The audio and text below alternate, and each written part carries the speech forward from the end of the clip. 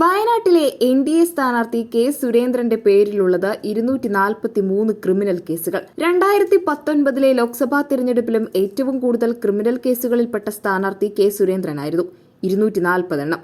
നാമനിർദ്ദേശ പത്രിക സമർപ്പിക്കുന്നതിന് മുമ്പ് BJP മുഖപത്രമായ ജന്മഭൂമിയിൽ 3 പേജുകളിലായാണ് സുരേന്ദ്രന്റെ പേരിലുള്ള കേസുകളുടെ വിവരം പാർട്ടി പ്രസിദ്ധപ്പെടുത്തിയത്. വധശ്രമം, കലാപശ്രമം, നിയമവിരുദ്ധമായി സംഘം ചേരൽ, ഭീഷണിപ്പെടുത്തൽ, നിരോധനാജ്ഞ ലംഘിക്കൽ, പൊതുമുതൽ നശിപ്പിക്കൽ, ഗതാഗതം തടസ്സപ്പെടുത്തൽ, അശ്ലീല പരാമർശം തുടങ്ങി വിവിധ കേസുകളുടെ നീണ്ട പട്ടിക തന്നെയുണ്ട്. സംസ്ഥാനങ്ങളിലെ എല്ലാ ജില്ലകളിലും കെ സുരേന്ദ്രന്റെ പേരിൽ കേസുകളുണ്ട്. ഇവയിൽ മിക്കതും ശബരിമല സമരകാലത്ത് എടുത്തവയാണ്. കൊല്ലം ജില്ലയിൽ മാത്രം കെ സുരേന്ദ്രന്റെ പേരിൽ 68ഓളം കേസുകളുണ്ട്. മിക്ക കേസുകളിലും അന്വേഷണം നടക്കുകയാണ്.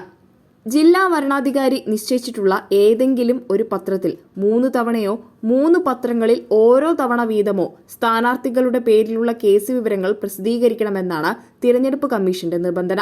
സ്ഥാനാർത്ഥിയുടെ പത്രിക സ്വീകരിക്കുമ്പോൾ പരസ്യം നൽകേണ്ട കാര്യം ഓർമ്മിപ്പിച്ച് വരണാധികാരി C3 ഫോം നൽകും. പാർട്ടി അല്ലെങ്കിൽ സംഘടന, മണ്ഡലം, കോടതി, കേസ്, ഏത് നിയമപ്രകാരം, അതിന്റെ വകുപ്പ്, ശിക്ഷിക്കപ്പെട്ടില്ലെങ്കിൽ അത് സംബന്ധിച്ച മുഴുവൻ കാര്യങ്ങളും, ശിക്ഷാ കാലാവധി എന്നിവ പരസ്യത്തിൽ ഉണ്ടാകണം. നാമനിർദ്ദേശ പത്രിക പിൻവലിക്കാനുള്ള തീയതിക്ക് ശേഷം വോട്ടെടുപ്പിന് 2 ദിവസം മുമ്പായി നടപടി പൂർത്തിയാക്കണം. ദൃശ്യമാധ്യമങ്ങളിൽ വോട്ടെടുപ്പിന് 48 മണിക്കൂർ മുമ്പ് വരെ പരസ്യം ചെയ്യാം. രാഷ്ട്രീയ പാർട്ടികൾ അവരുടെ വെബ്സൈറ്റിലും ഇത് നൽകണം എന്നുമാണ് നിബന്ധന. സുപ്രീം കോടതി ഉത്തരവിനെ തുടർന്നാണ് കേസ് വിവരങ്ങൾ പരസ്യപ്പെടുത്താൻ തിരഞ്ഞെടുപ്പ് കമ്മീഷൻ നിർദ്ദേശിക്കുന്നത്. സ്ഥാനാർത്ഥികളുടെ ക്രിമിനൽ കേസുകളുടെ വിവരങ്ങൾ 3 തവണകളിലായി പ്രസിദ്ധീകരിക്കണം. വിവരങ്ങൾ മറച്ചുവെക്കുന്നത് നിയമ നടപടിയിലേക്ക് നയിക്കും. മണ്ഡലത്തിൽ പ്രചാരത്തിലുള്ള പത്രങ്ങളിലും TV ചാനലുകളിലും നിശ്ചയിച്ച മാതൃകയിലാണ് വിവരങ്ങൾ പരസ്യപ്പെടുത്തേണ്ടത്.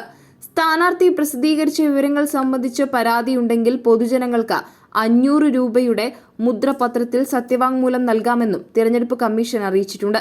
സുരേന്ദ്രന്റെ പേരിൽ 243 കേസുകൾ ഉള്ളതുകൊണ്ട് അവയുടെ വിവരങ്ങൾ പ്രസിദ്ധീകരിക്കാൻ പത്രത്തിന്റെ 3 പേജുകളാണ് ഉപയോഗിച്ചത്. ശരാശരി പ്രചാരമുള്ള പത്രത്തിൽ ഒരു തവണ പരസ്യം നൽകാൻ 20 ലക്ഷം രൂപയോളം വേണ്ടിവരുമെന്നാണ് ഏകദേശ കണക്ക്.